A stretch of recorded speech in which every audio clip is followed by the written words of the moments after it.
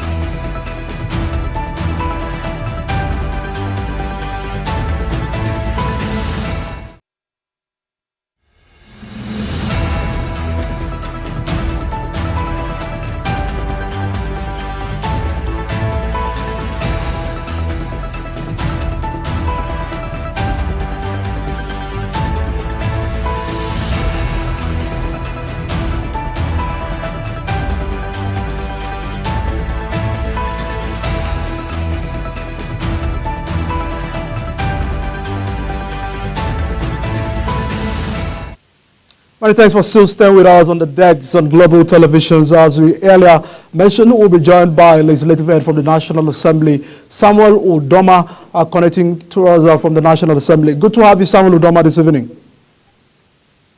Yeah, good evening. Good to be here. All right, thank you. All right, let's take a look at the junta led Burkina Faso, Mali, and Niger having a discussion for them to actually start the confederation. Do you feel it's going down well with other ECOWAS countries? Well, no one expected that we're going to have what we're having with the three countries coming together to try to call themselves a confederation. But then I want to believe that it doesn't look like it's a well thought out idea. It's a well thought out plan because when you want to form a regional bloc as ECOWAS, as we have seen over the years, you need to look towards a whole lot of issues, bilateral agreements, diplomatic contingencies, and even the geographical convenience of having to stay within the same close boundaries. What we're having right now it looks like it's an agitative move, by the juntas in the three countries trying to come together to see if they can give ECOWAS a run for their money. So I don't really think it's a threat in any way to ECOWAS. I do not feel so. In my perspective. All right. And now take a look at the fact that they are having a long-standing military ties with France and other countries. Do you feel that this is giving them more confidence than ever? Because Niger, very close to Nigeria, had some benefit that they were actually benefiting from Nigerians, and all of these are saying that we don't want it, we are not interested. I think Niger have actually closed their borders against Nigerians, have shut their airlines from coming and going to that country. Do you feel that the relationship that they're having with the international country like France is giving them this confidence? Yes, absolutely. Absolutely. Everybody can there's a level of confidence that they feel they are having from France, and they feel they have the needed firepower being backed by a prominent European body like France, and I feel they have what it takes to actually and you see so the long picture is what is most important. The long shot is how well are they going to sustain this? How well are they going to maintain their diplomatic relationship with their fellow countries? And how trustworthy is that relationship with France? How trustworthy is that relationship with France? Because at the end of the day, it appears that this is actually this is done, or France is backing these three nations as a result of what France is getting from them. How sustainable can such dependence be? So I think that is where basically that's where they are drawing their strength from.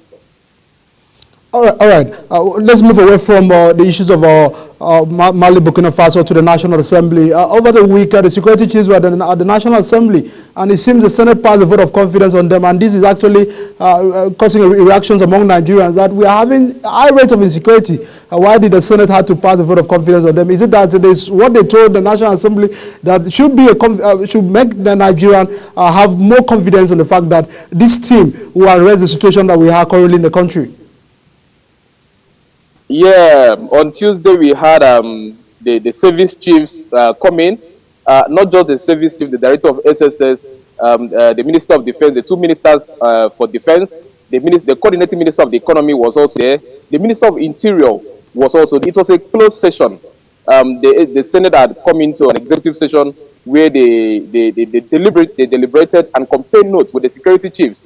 But I think the feelers we had outside the meeting or post the meeting was that the Senate was satisfied with the security arrangement. So far, so good. It's always so good that you divulge security information, especially when it's been agreed at that top level. But from what the feelers we have is that the leadership of the Senate is satisfied with the responses they got from these key these key stakeholders in the security apparatus of the country. But we are also aware that they were taxed to put in better effort to ensure that Nigerians feel a sense of safeness in the country. And the security chiefs were tasked to also ensure that they go all out to fish, some of these terrorists and who are terrorizing the country, and to bring them to book. And it was all a coordinated meeting, but it was a closed session. Most of the information, most of what we discussed, were not totally laid bare to the public. From the body language of the Senate, under the leadership of Senator Godswill Akpabio, from the information we gathered after the Senate or the National Assembly appears to be very satisfied with the security chiefs in the country. So far, so good. All right. Away from insecurity, we do hope that the security chiefs will get to do more jobs expected by Nigerians. Yesterday, the governors met with the president, and one of the things that topped the agenda was the issue of state policing. And there are so many concerns of Nigerians because some governors were not, accepting this proposal. But it seems because they went to Aso Rock, they might actually have an understanding. And of course, due to high rate of insecurity that we have in the country, it's getting to the point where state are now seeing need for the state policing. But there are questions that people are asking. You understand how some governors actually may take advantage of this to use for their own personal interests, like taking charge of the apparatus in the political days and all of that. Do you feel that is a threat for the welcoming development of state policing, or should we go ahead to accept it with all hands? Well, I think the issue of state policing will continue to be a controversial case, and it will continue to raise discussions for the months to come, or even for the years to come. But I think the most important thing right now is for Nigerians to take ownership of the security apparatus, to take ownership of security. The major problem we have in Nigeria is that Nigerians have a kind of a laissez-faire attitude towards most of the things that happen in the country. A derivative of state policing is citizenship policing, where the citizens take ownership of security. Where they do I security. They see something, they say something. They give these key feelers, they give key information to some of these security agencies. But then away from that, the issue of state policing is also for me is a great innovation, which I personally am in support of. Let us all really look at what the governors, what the state chief executives may turn the state police into. But I think the most important thing is how to generate enough police database, enough police manpower to be able to meet the situation of the country, as the case may be. Because we are aware of the fact that you go into some countries, within a square kilometer, you might have almost 10 policemen securing a square kilometer. But in Nigeria, you can drive as far as 5 kilometers, 10 past any single police on the road, not even a single police checkpoint. What we are having is a concentration of police in some of those crisis-ridden, security-threatened areas, like the southeast and the northeast, as we had in years past. But I think the ultimate thing is to be able to have a security situation where we have a good ratio of police to the citizens. And if state police is what will provide this, then for me it's a step in the right direction. But beyond all of this, I think the most important thing Nigerians must do is for Nigerians to rise up and own up the security, orchestration, the security. We cannot afford to be laissez-faire. You cannot treat this issue with latitude. So it is time Nigerians rose up and own the security situation as a way of their contribution towards the realization of a safe society. All right. Another agenda that topped the discussion yesterday was issues of the cost of living, the economy. It was concern for them, and they tried to establish some relationship for some governors to support the move by the federal government to boost the agricultural system. But Nigerians are asking because this is not the first time the president had made such a move. Some intervention by the federal government have met with quite a lot of disappointment in the state, where we've not heard anything from the governors. For instance, or the money that was saved from the subsidy was actually allocated to some states, I think a few months ago, to actually go back to their state for them to alleviate the poorest of the poor. So it seems that so many times federal government have good initiatives to partner with the state, but they are lacking a lot of corporations, and this may actually affect the development and the sustainable impact that Tinubu is trying to establish. Do you feel that this must be a concern for governors to do their best, other than what they are used to? Well, the issue of the high cost of products and inflation and even economic depression in the country is quite unfortunate. It's quite unfortunate that it is happening at this material time. But I tell you sincerely, what we are feeling right now is not just automatic. It's not just something that is happening. It's not just as a result of what has happened in the past 6 months. I do not believe it's a result of what has happened in the past 6 months or in the past 7 months. It's the long drawn, consequence of our fiscal and economic policies that we have had to practice for the past 10 years, for the past 15 years. Because, a country must plan its economy for the short. But we like to pursue the short-term policies, such as sharing rice as palliatives, such as sharing fuel, or such as sharing money to trader money, small money, to petty traders, to try to assuage the stringent economic situations. For me, those are no solutions. What we need are long-term shots on our economic policies that can begin a turnaround of our economic fortunes. For instance, when are we going to do away with dollars? When are we going to stop using? Why are we going to stop dollarizing? When are we going to stop using dollars for our transactions? When are we going to call a stop to the importation of some of these luxury items? When are we going to begin to ensure that the naira gains real value to the dollar? Or if the dollar is not favorable, it's not a foreign favoring denomination to naira, when are we going to throw away the dollar? When are we going to ban the importation of Benz, the importation of iPhone, and begin to use innocent products? Because for me, these are long-term economic policies. These are long-term inconveniences that will have the needed results that we will need for the generations to come. Having to run around looking for bags of rice to share, and then forcing governors to start searching for warehouses where food are being stored is short-termism. And I do not believe in short-termism. So I believe that the situation we are facing in the country is rather unfortunate. But I believe that the pains is actually a needed pain that we need to pass through. If at all the Tinubu fiscal policy is to be sustained, and there's so much call for naira to gain value. There's so much call for us to begin to be a producing nation, for us to begin to consume what we produce, and we must ensure that these things are followed through. It's not a situation that we pull out the policy today. We make all the noise about the blueprints, but we cannot sustain the heat of the implementation. So it is high time we began, to follow a bit of these implementations, so that in the long call, we can be happy that we have a stable and a firm economy. I do not believe in palliatives. I do not believe in sharing of rights. And I also want to add that you see, it's a typical Nigerian thing that I've been saying. There are so much of the products that the prices are high are not actually products that the prices should be high. Nigerians need to also have a turnaround in their approach. Nigerians need to show humanism that we preach every day. Nigerians need to show humanism. You cannot go to buy something because 50 naira was added to the carton price. You now come and add 50 naira to each piece of what is in the carton.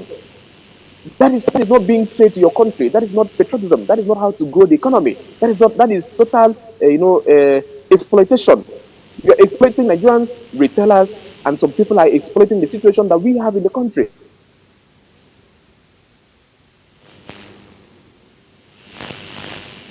All right, I think that we're having a breakdown of network with Samuel Udoma, and shortly when he gets to connect to us again, we'll be telling us more on regarding the move by the federal government to partner with the state government to boost the agricultural produce in the country and to arrest the high cost of living among Nigerians. We'll also take a look at the fact that the Senate received a letter of the President for the confirmation of the chairman and members of the Central Bank of Nigeria Monetary Policy Committee, to address the issues of inflations and all of those issues regarding our economy. We'll also be taking a look at this. Samuel, if you can hear me, can we get to move on? All right. I can hear you. I can hear you. Yes. I can hear you very well. All right. Tell us about the confirmations letter sent by the President to the Senate regarding the Committee of Monetary Policy, which the Central Bank of Nigeria chairman is also a member. Are we still very much sure that they have the capacity to address the current economic challenges that we are facing? Because they met Naira at about 400 or 500 now or thereabout. But currently, if you go to the market, you understand that Naira is dancing towards 1,600, and we are afraid before the month may runs out, we might actually get to see Naira at 2,000. Yeah, the president has been making a whole lot of appointments, been making a whole lot of moves to see how we can place the right personnel in the right institutions. So, to help him interpret, some of the lofty plans of his renewed hope agenda. And one of such was what we had on yesterday, where we had the confirmation of the CBN board of about drawn from across the regions in the country. Part of their duties, it was a closed door confirmation. They were screened by the committee on banking, and they were confirmed by the Senate yesterday. Part of their duties is still part of the president trying to round up his bits of the puzzle so that he can actually set his ship to sail to the desired destination that he wants the country to head to.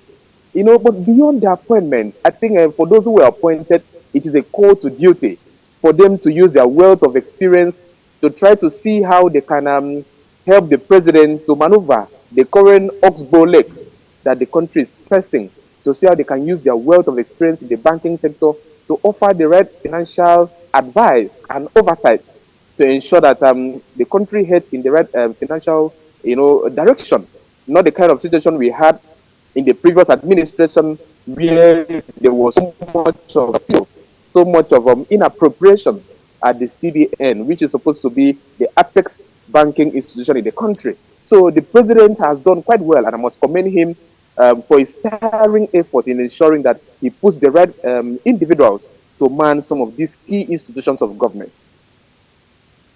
Are there people undermining the effort of the president? Because this is about 8 months of government. And this is a government that promised Nigerians that they will hit the ground running from day one.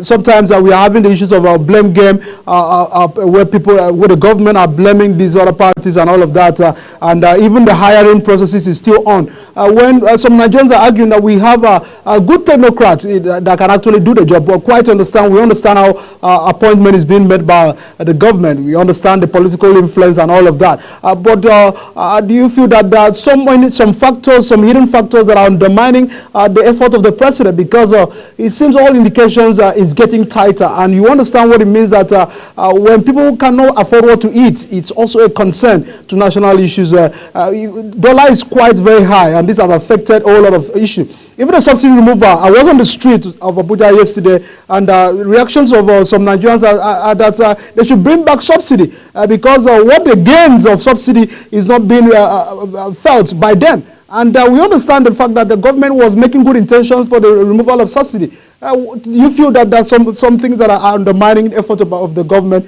to addressing the situation that we have, because it's getting to a point where it might actually blow up?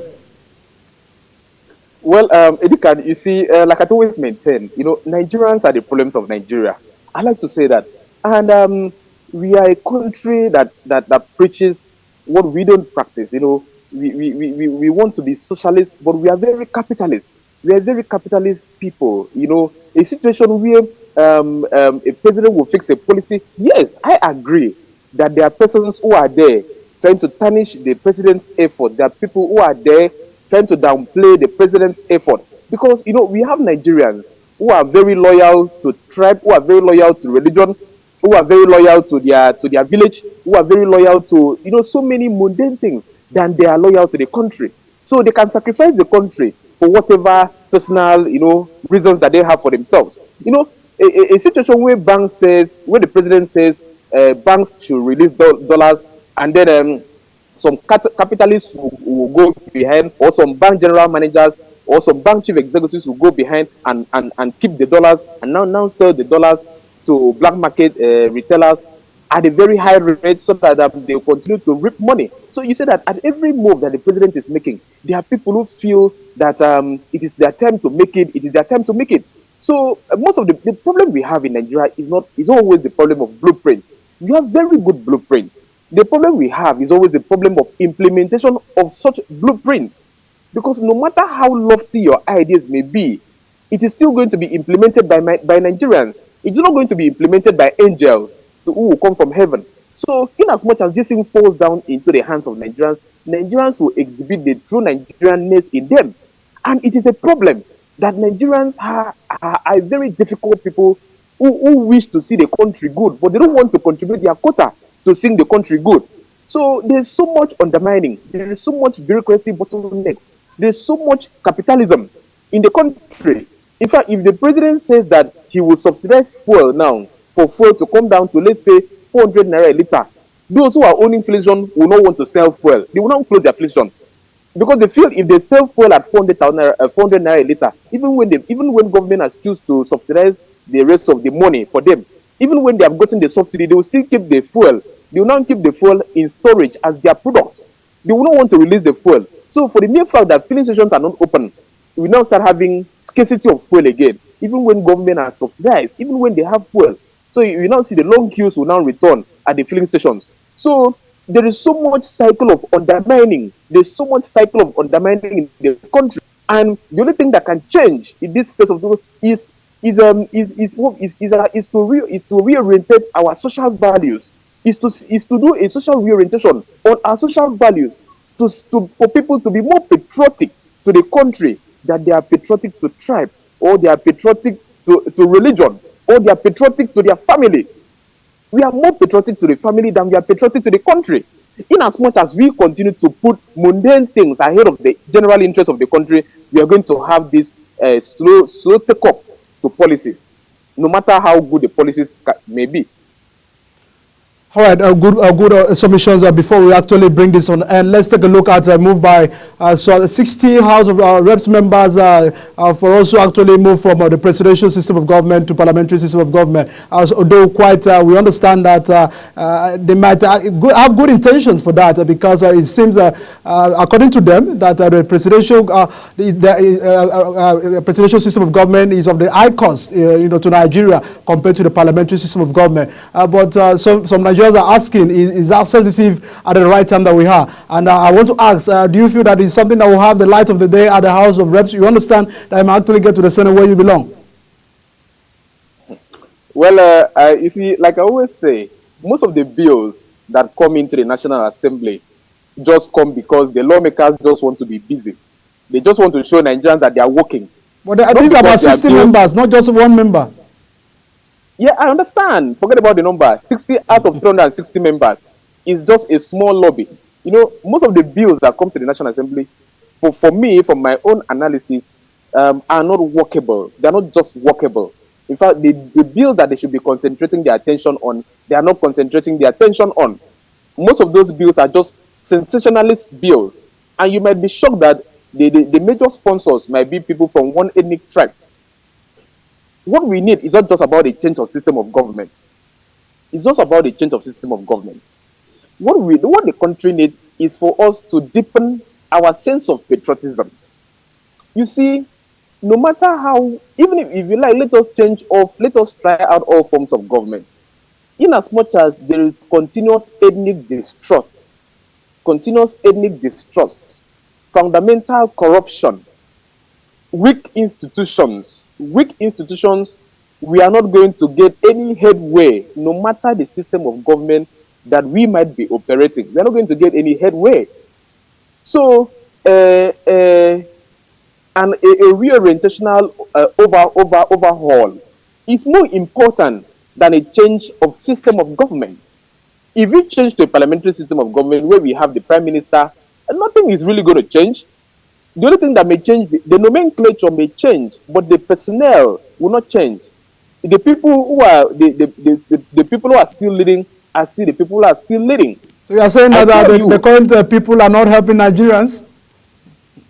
Yeah, well, to a great extent, I am not actually putting them under the bus, ultimately. But I tell you, it is a dog-eat-dog situation.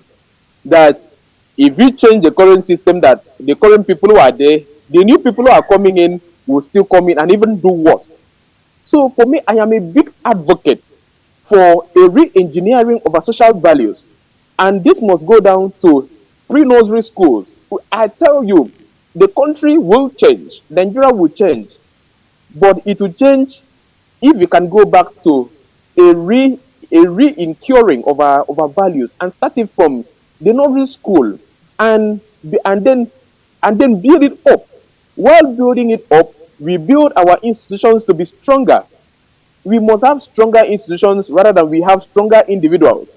We must have stronger institutions in such a way that if someone should commit a crime that is punishable by death, as spelled out in the constitution of the land, then that person should die the next day. There should be no need for the person to be kept till tomorrow for him to now come and maybe enjoy presidential pardon after 20 years.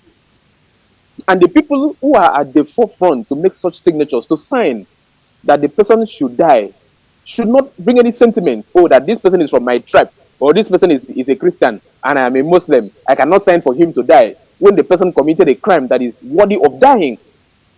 So it is until we have these kind of strong institutions and re-engineer our social values, no matter what we change, it's just going to be a short-term solution.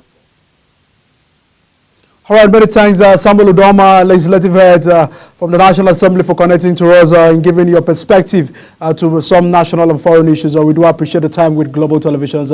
We hope to see you again next week for still another aspect of discussion. Many thanks, Samuel Udoma. And I hope the Senate President have actually sent message to your mail, and you should extend that to other Nigerians because things are very hard. Thank you for joining us. All right, that's the much we'll be taking on this episode of the DEGS on Global Televisions.